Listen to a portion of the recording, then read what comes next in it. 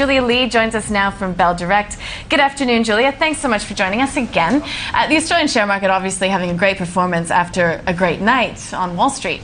Nadine, it's great to see the Australian share market higher after losing ground every single day this week. We did see a fantastic performance from the US stock market, and I guess a major piece of news that markets concentrated on were the GDP numbers. We've already seen 4 consecutive quarters of losses in terms of US GDP, and this time round we saw not only a positive number but a number which was much better than anticipated.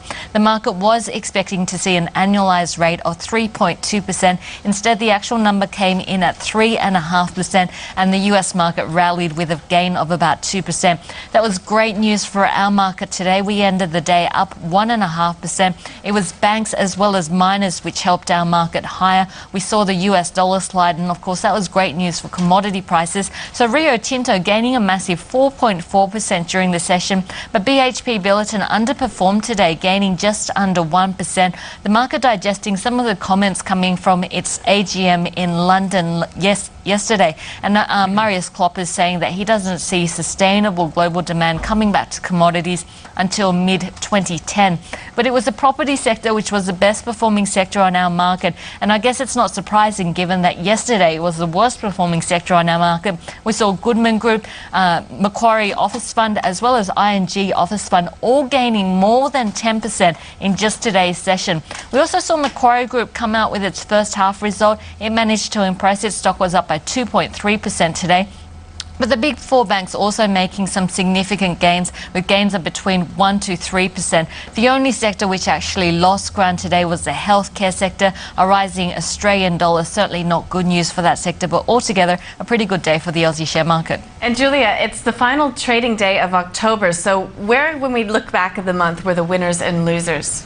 In fact, if we look at the month of October, it was actually quite a cautious month. During the month, we saw the Australian share market lose 2.1%. So if I bring up the month of trading, this is the ASX 200 index, and you can see that initially we saw a rise, but then we saw a sharp move downwards, so down by 2.1%. Now, given the loss that we saw in the month of October, we did see investors moving into the defensive areas. In fact, there were only 3 sectors which actually managed to gain ground during the month of October, and they were all defensive areas. We saw consumer staples up by 1.4% during the month, so not very big gains at all. The utility sector was up by 0.6%, and we also saw the telecom sector gaining just 0.2%.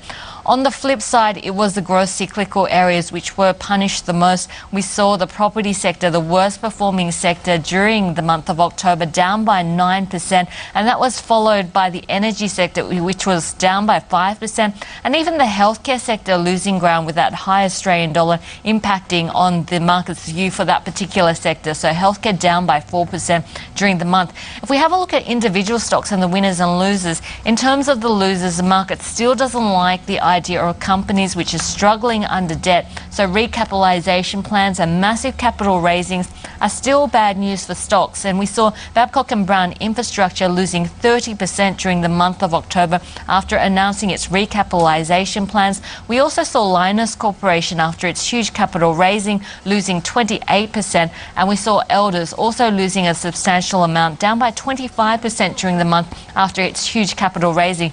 On the flip side, the areas that did do well, media stocks and airline stocks were winners.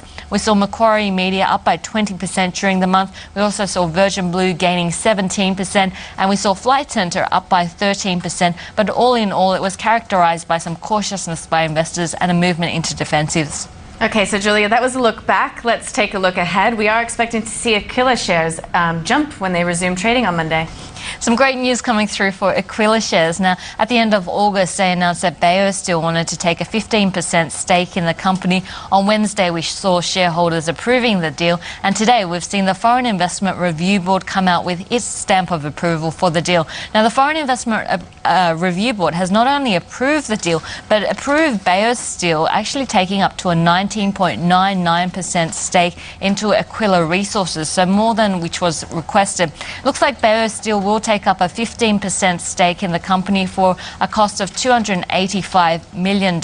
Now, this is good news for Aquila because it allows it to develop its resources, so it has access to funds to develop some of its growth projects in the areas of iron ore, coal, as well as manganese. Now, Aquila shares, if we have a look at them in the year to date so far in 2009, you can see they've been doing very well, up by more than 100%. But I suspect on Monday when they open up again and come out of trading halt, we'll see another jump in their share price. We will see. Julia Lee, thanks for the wrap. Once again, have a really great weekend. We'll speak with you on Monday. Thanks, Nadine.